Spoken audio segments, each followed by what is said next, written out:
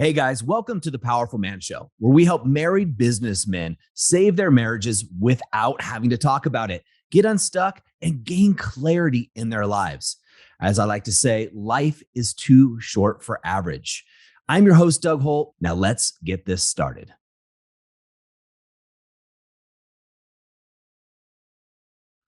Hey guys, I am super excited. So, for those that don't know, I want to introduce one of our newer coaches, Aaron Gosser. Aaron, thanks for being here. Good morning. It's still weird for you to say it with that title. So, for those guys that don't know you, Aaron, you were a client going through the activation method.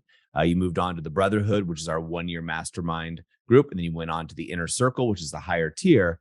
And recently, you've been within the movement for a few years now. You made what came about while going through the program is you wanted to make a career shift. So let's talk about that. Yeah, and I guess where to start. Like most of the guys was having struggles in the marriage. At some point, Googled or clicked on something and found myself in one of your funnels. And yeah, I mean, small gains just became medium gains, became big gains, and I wouldn't say this was ever the master plan, but each step of the way, I've just loved what I've learned and how I've grown, and I've wanted more. And here we are. So let's go back. So just real quickly, and guys, you listening to the show right now will know if you go back and search for Aaron, you can actually see his story because you've been gracious to share a lot about your journey in the idea to help other men. And we talked about this last time, I believe. Let's look 3 years ago before you joined the Powerful Man. Would you ever think you would have shared your story publicly or been on video? Not a chance. And yeah, I mean, like most of us, this wasn't stuff I was sharing with the outside world. I think a lot of us try so hard to kind of keep that facade and like we're strong, so we need the world to think everything is together. And it's once we start opening up and sharing and being vulnerable that then people can come in and help. We actually start to get to the root of those problems. So no, would have never imagined I'd literally any of it. I always like bringing that up, Aaron, because I think a lot of guys that listen to this podcast or watch us on YouTube or whatever short it is, they often think, okay, that's great for that guy. But I would, me, I'm more private. I'm just a regular old guy, so to speak. Well, I think we're taught sadness or anger, any of that is weakness, right? Yep. And I don't, maybe this is weird, but honestly, I would see those types of people sharing vulnerable things on social media or wherever, and I would honestly get resentful and in my head think they were just doing it to get clicks or to get attention. Like it certainly couldn't be authentic.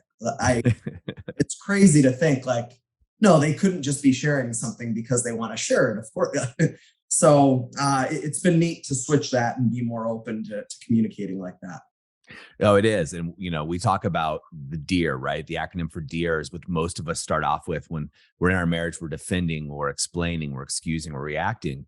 And what you're now talking about is stepping into the wolf, which is wise, open, loving, and fierce. And that vulnerability is the open and loving portion of that, right? Yeah, there's a very strong sense in being able to admit faults and admit feelings and just be confident in those for sure. Yeah. Yeah. You're less vulnerable really in that sense of being attacked, because if you're confident and you're very, what's the word I'm looking for? You feel good in your own skin, so to speak, then nothing anybody says can do anything to you. It makes you almost, for sure. Bulletproof, so to speak. For sure. So you joined the activation method, got great results in there in your marriage, decided to continue, and you found yourself in with a group of guys, right? And what we call the Brotherhood. So talk to us a little bit about, I know this story, right? Because I've worked with you on this, but talk to us a little bit about how you went from a business owner, you're married, you have kids, life is great, good business, to wanting to work and serve and help men. Yeah, and I lost you for a sec there in the Zoom, but I think I got it. Okay. Yeah, it's interesting. As I got further through the movement and started uncovering deeper layers and really like determining what I wanted, uh, it started to become more and more apparent to me that my work and my career as it stood was really just a means to an end. Yeah. It was keeping my family secure. It was providing for my needs, which is great. Don't get me wrong. And I was very thankful for that. But I was realizing how unfulfilled I was by my work. And I was realizing how much I was just simply tolerating that. I'd grown so numb to the thought that I could pursue something that I truly enjoyed that I just was kind of waking up and going to the coal mine every day. So it was a slow progression. I mean, and we've been chatting about what I would do or shift or this or that for over a year. But it really went from small goals of how can I set my business up so that I could turn my phone off for a single day, which literally was a goal of mine at one point that seemed impossible, to how can I delegate the business where I am having more consistent freedom, to now how am I shifting in large part out of this business to something else. We were setting that up for me to make a bold move, and at some point, as I was helping men and like seeing that my advice was worthy, it was really neat to think that my help was producing results in these men. And in the same way that people reached across and helped me, now suddenly I was that elder, so to speak, which was crazy to me. I found that very fulfilling. A lot of these people I've talked to and have lent an ear, I feel like it helps me more than it helps them.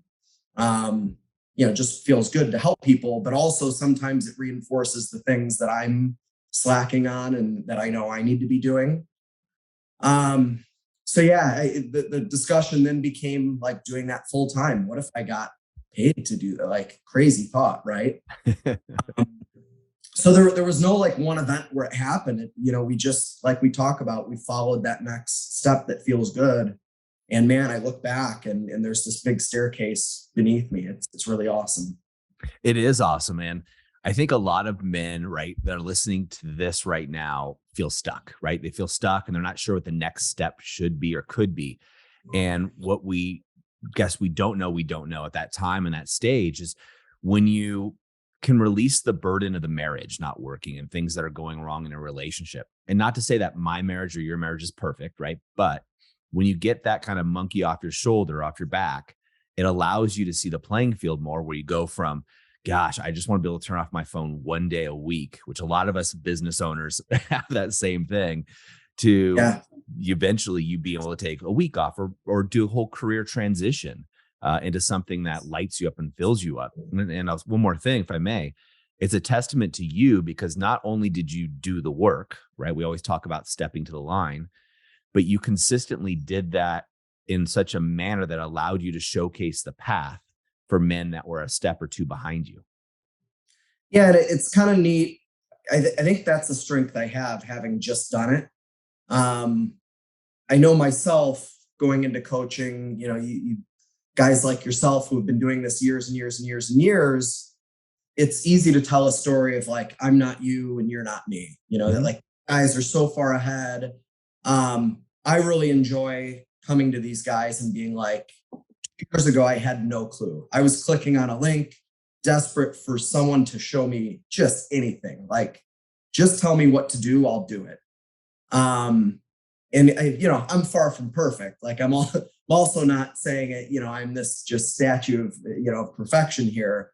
But man, I've made a lot of growth, and I'm not special. If I can do it, any of these guys can do it. So it's really neat to like teach that from a place of I just did it. Like this growth is very fresh, and I remember it.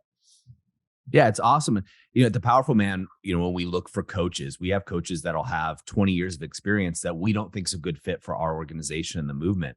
Um, and so I share that with you because you may or may not know that, Aaron. I think you do. Is it's a testament to you and your ability to do the work and also share with the men, because coaching science, it's art, but it's also a little bit of mentoring. And you know if you're doing anything in life, if I'm going to start a business, right, if I'm going to go into your industry, right, who better than to show me the way than somebody who's already been down that path, not only has the theory, but it's also been in the trenches and knows Yeah. what it feels like to be in the the good parts and the bad parts, and can help you anticipate those and therefore shorten the journey. Yeah, I mean, it's a very relatable place to be. I think that's a strength I'm really leaning into and relishing. But yeah, I mean, there's worth issues at times. I was Oh yeah. sitting just desperate for any advice, and I've had to like build up my confidence. Like now, I'm going to be you. And it's really neat, but that it's a little scary at times, of course. But it's neat to think of some of these new guys where they'll be in 2 years, though. Like maybe they're going to shadow one of my groups in 2 years, and they're going to meet new men who are lost and desperate, and the cycle will kind of continue. So that really excites me to like think of what if I'm not even envisioning how big this could get in 2 years. Yeah. I mean, just think that not only are you going to affect the lives of the men that you're working with through the activation method, but you're also going to affect the lives of their The wives, men they're going to work with. the lives of I their was going to say the men they'll work with, and yeah, yeah, it's that ripple effect. yeah, I always think about when I talk about the activation method and I'm talking to a guy. And in fact, I was golfing yesterday and a guy kind of, typical thing. I didn't know him. He asked me what you do, da, da, da. You go through that thing. And I was talking about it and you could tell he started to get a little standoffish. I said, look, it's not going to change my life if you do this, but it'll change yours. Right. And it was that feeling. And I really believe that my lifestyle does not change at all if the guy listening to this right now joins the activation method, but it will change his life, and not only his life, but the life of his children, the life of his family. And that's why we get so passionate about this, because we've seen the ripple effect. yeah, yeah. It's funny you say that because I have started to observe in the day to day men who need it. Oh You know, yeah. they're not at a place yet where they're ready to receive that advice, and it's better to hold off. But you can see like, oh man, if they would just flip a couple switches, like, yeah, Yeah, it's incredible. You're going to see this more often, and guys listening to this, you'll see it in your industry or anything else that you know it really well. But when you go to a barbecue and people find out what you do, the women will follow you around asking questions, right? And they'll try to, how do I enroll my husband? And the men will also the men will also follow around because it's so common when we know that over 50% of marriages end in divorce, and nobody thinks that's going to be theirs, right? So no one yeah, starts it off there. So let's say there's 46% of marriages that start off, the couple stay married. How many of them are happy, right? How many of them have passionate relationships with their spouse? And that's very few, And so it's very few because there's not a lot of information on how to do it. There's not a lot of, there's a lot of theory, but again, you don't have that in the trenches methodology. And it's men like you that have to raise your hand and be brave and courageous. Remember it, guys, courage is being scared, right? You weren't exactly super excited. You were a little nervous. We've talked about that when you joined, but it's being scared and doing it anyway. It's being the fireman who runs into the house to save the child, despite the fact that he could get hurt, right? That's courage. yeah. Yeah, and you raise a good point. Like I'm trying to think back to that day where I clicked on that link and enrolled, and yeah, it was really humbling to like admit, no, I'm not in a good place. Like I've not become a good husband like I thought I would be.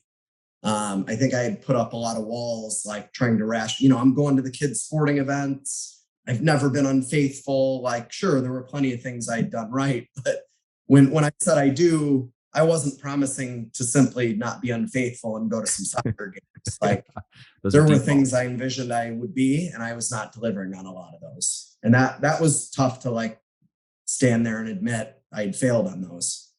Yeah, me too. I mean, I was the same way.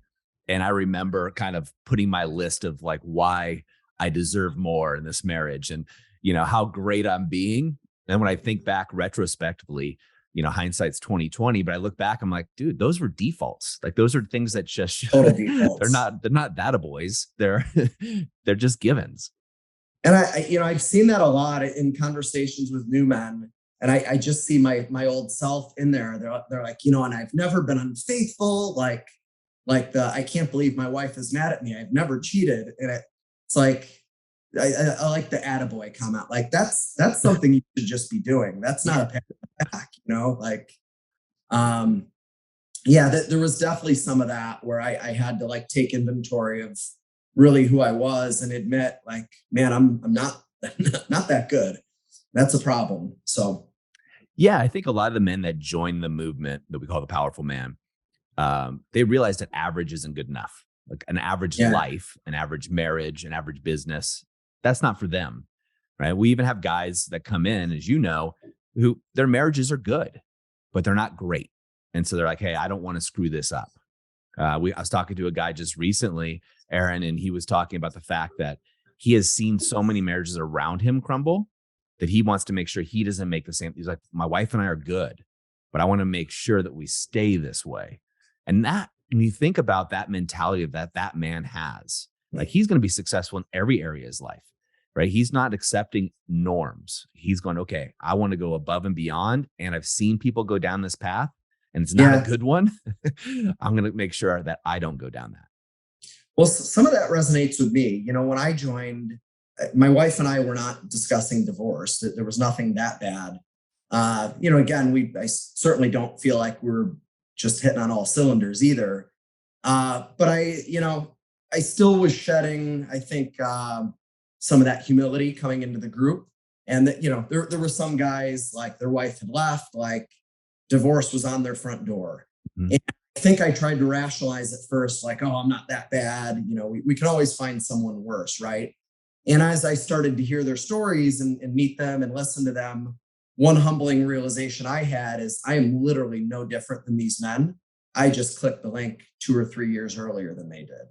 I was very grateful for that once I realized it, but it, you know, it was humbling. Like, no, they're not them and I'm not me. Like, we're all the same. We're falling into the same traps that over time cause the same problems, and I'm just as bad.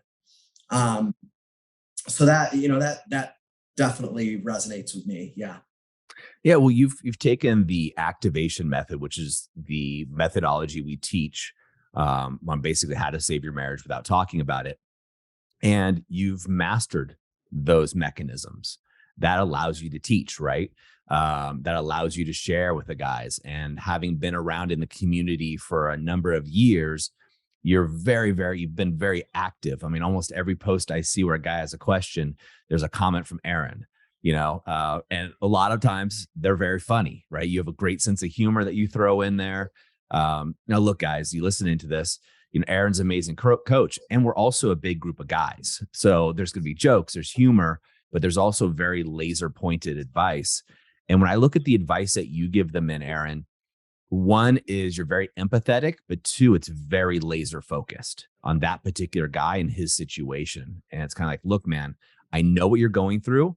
Here's what's happening, and here's the next step. You don't give them 10 steps ahead. You go, this is the next thing that you're going to want to do. And that actionable advice is what allows men to get to that 10th step. But you got to take the first one, right? Yeah. Well, I mean, the empathy is honestly easy because 90% of these questions I've lived, right? Yep. And that's my joke. I joke sometimes. I think you guys just cloned us, and then signed like as I meet more and more of the guys, I'm like, oh my god, we're the same, literally. So the empathy has honestly come easier than I thought, and that you know that was actually, now that you bring that up, was a turning point in my drastic shift to like finally really pursue this coaching. There was one comment in particular. A gentleman had recently lost his father, and you know he was dealing with that, and on top of that, he was seeing it really affect the intimacy and the connection with his wife. And you know he was like, man, I really need her here for me. This is my time of mourning, and I feel like she's withdrawing. And it hit me like a haymaker. I lost my mother, you know, right at the turn of the new year this year, and I was I was like, I was put on earth to answer this question right now at this time. Like, and I went back and forth. He IM me on the side, like truly thanked me for the advice. He's like, man, I've just been struggling. And I woke up that next night thinking about it. And I like, it's embarrassing to admit, but I wept for like 10 minutes thinking about this guy. Um, Part of it was, you know, me like rehashing my pain and my story from earlier in the year. Part of it was feeling his pain. I mean, I can probably count on one or two hands the number of times I've like weeped in my life. Yeah. Feeling is very hard for me, like a lot of guys. And it made me feel so whole as a man to like feel like I made this guy's day 1% better and helped him through that struggle. And that's when I was like, fuck, I gotta be doing this more in my life. Like I can't be waking up going to the coal mine when I have a chance to do something that matters. Yeah, and to be clear, Aaron doesn't work at a coal mine. But it's true. And I think that there's two things the men say the most, right? That I hear the most is, number one, what advice would you give your former self? Do this earlier. They all say that. And I'm not saying that from a self-serving standpoint. Literally every guy says it. The second thing they'll say about the people in the community and the coaches and the organization is, you guys give a shit. You guys care. You guys authentically care about each guy that's in here. And that's true. And that's to your point of, weeping for 10 minutes. Yeah, you're going through your pain, but you're also feeling what this guy is going through. And not many men have somebody that's in their corner, like truly in their corner. They're for no other reason than actually giving a shit about him and giving a shit about his results. Oh, when I was hurting and when I didn't understand how to grow or what to do, there were a lot of men that gave me a lot of their time that, quite frankly, they didn't have. We're all businessmen, we're all busy, we all have families, but they made time. I was important enough for them. So there's an obligation I feel. I mean, I say that, I mean it in a good way, a good obligation that I want to be that person now to other men, and I hope in turn in 2 years with all they've learned, now they're going to help the next guy and so on and so forth. That's awesome. You did mention it before, Aaron. I'm just going to touch on it, because I think we miss this because we don't talk about it as much, at least on the podcast. And it is all business owners. And so we don't just talk about your marriage, right? The guys are talking about health. I saw some of the chats going through with the force of nature, talking a little trash about people running, getting together, getting their fitness on. I'm going to talk about business. They're exchanging business strategies. This is what's working for me in my industry and networking and connecting. And they'll talk about fatherhood, all of these aspects of what it is to be a modern man. So the relationship is the first entry point because we want to clear that off the slate, right? Get your relationship in order. And then we also work on the other aspects.